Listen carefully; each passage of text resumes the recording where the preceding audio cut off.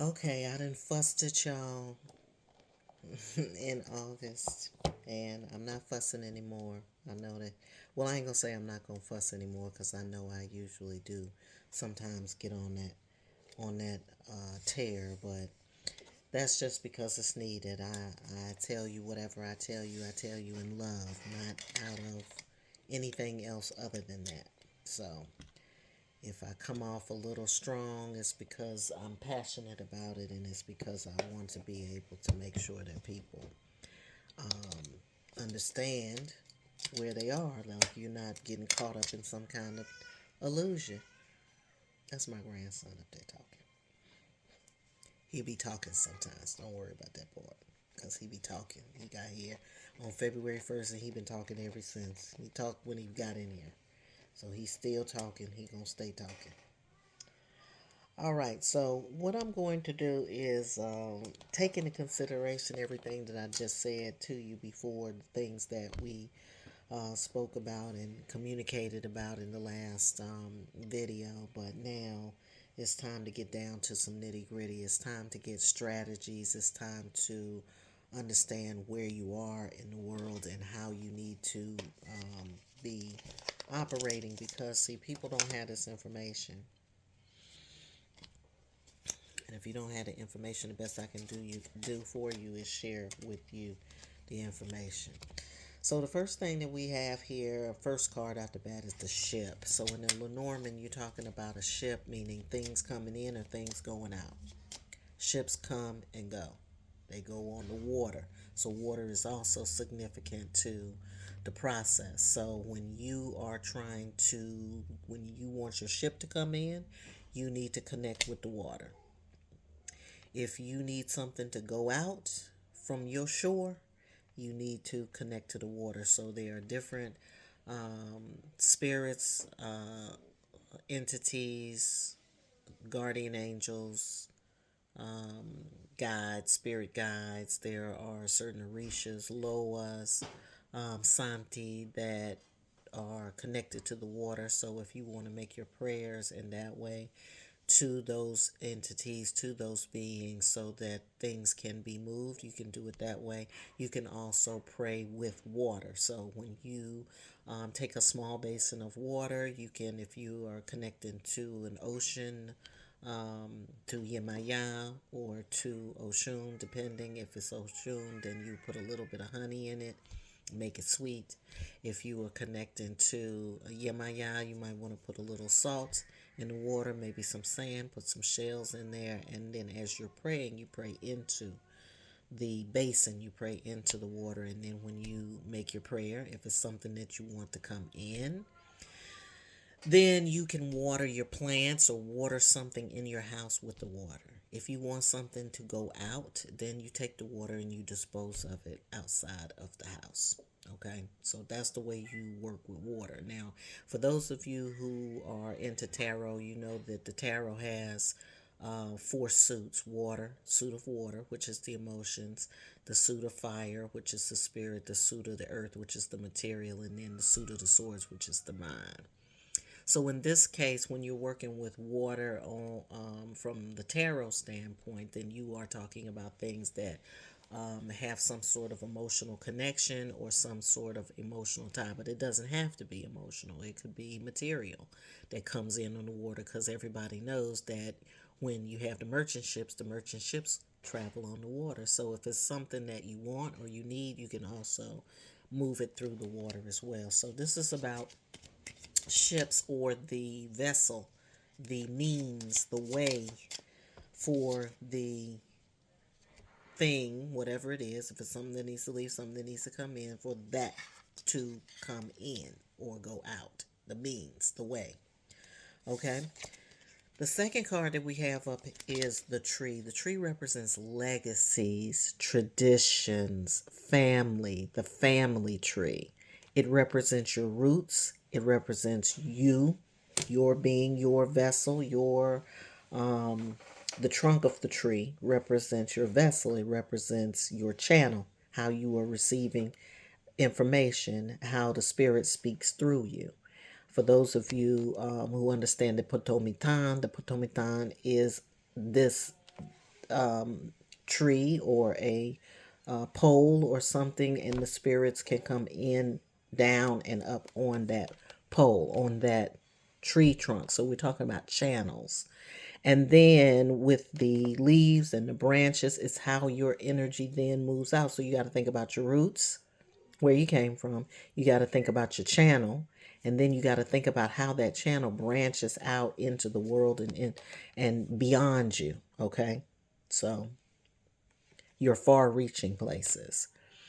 So when you are contemplating this process of releasing and bringing in, just remember that your roots, your legacy, your history, your family, your connections, whether it's familial or not, but those that feel like family, all of that is a part of it.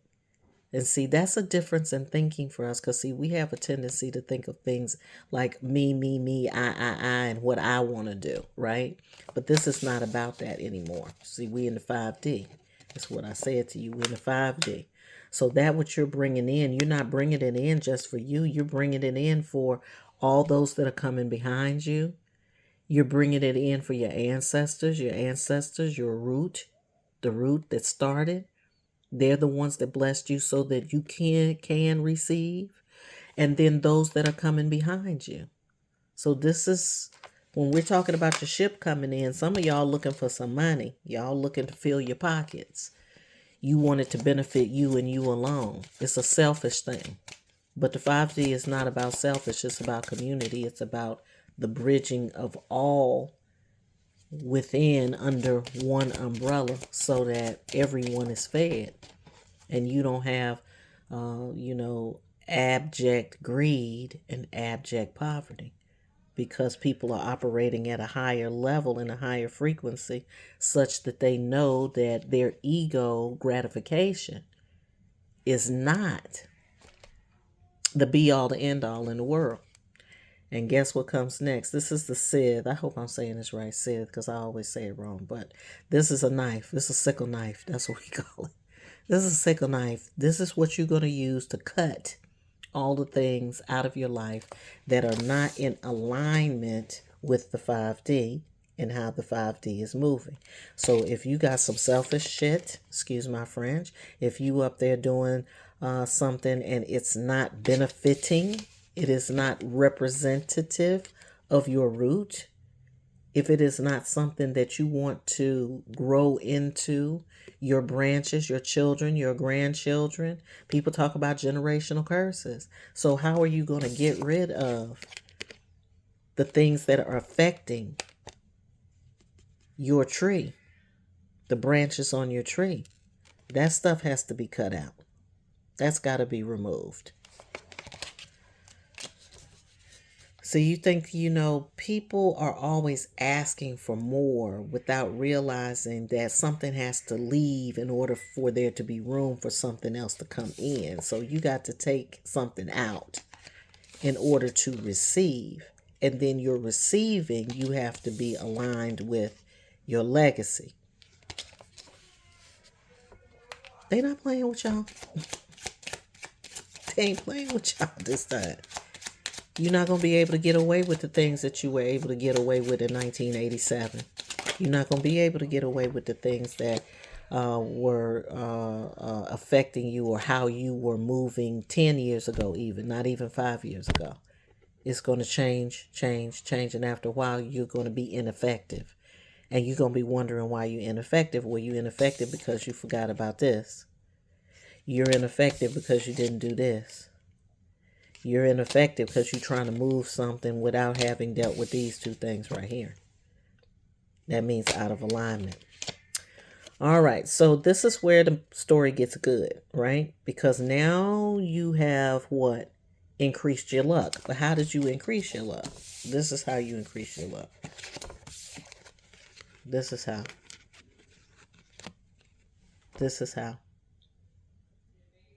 So if you've been trying to make something happen for yourself and you like, dang, I just can't make it go and I don't understand, and I've been doing this and that, I've been hustling, working hard, trying to change my luck, trying to get my money together, trying to make sure I have things for my family, my kids, That's good, but you got to make sure that this is activated and in the forefront of your mind, not in the back of your mind, in the forefront. And then anything that is not in alignment here, it has to be cut. It has to go. Let me see if they got anything else they want to say to y'all. To me, that's a lot right there. That's a start. That's a beginning. Oh, they do have something else for you. All right, so you want to look for communication around this, something that's going to come through that is going to be serve as a confirmation of that, a confirmation of what you're hearing, a confirmation of what you're thinking. When you start to do your cutting, when you start to contemplate, you're beginning to contemplate what this really means and how what you're reaching for or what your aspirations are, how they are in alignment with this. And if they're not in alignment with this, or they are in alignment with this, you're looking for the communication to come in from spirit to confirm that. So when you make your prayers, you say, okay, I understand what it is that I need to do. I have this on my mind. I have this goal in mind, but I know that it is a goal that is basically selfish. But I need to understand how this is in alignment with the greater picture. And I don't understand that yet. Then you're going to wait for your messages to come through. So wait for the communication. Don't just listen to me. Ask the questions of the spirit yourself and then wait for the messages to come through to you from the spirit about that. All right. All right, they're still talking. So we have the moon. We just got finished with the full moon. I believe it was in Aquarius. Before that, we had another real strong full moon in Capricorn. So from full moon to full moon, we've made some transits and some movements. But pay attention to the moon, because the moon moves the water. Remember when I talked to you about the ship and I said you had to do things with the water? Okay. Well, the moon and the movements of the moon is what controls the movements of the water. So you want to pay attention to the moon. Now, a lot of you are into astrology, and that's cool, because you're going to pay attention to every moon. When the full moon and the new moon, you're going to do your rituals. You're going to be outside. You're going to connect with your people and do your rituals, and that's good. But what I need you to know from a nature standpoint is not just the full moon and the new moon that you need to be attending to. You need to attend to the moon, period. Because the moon mother is communicating with you whenever she decides that she wants to communicate with you, not because somebody put it online and said, hey, the full moon is coming or the new moon is coming.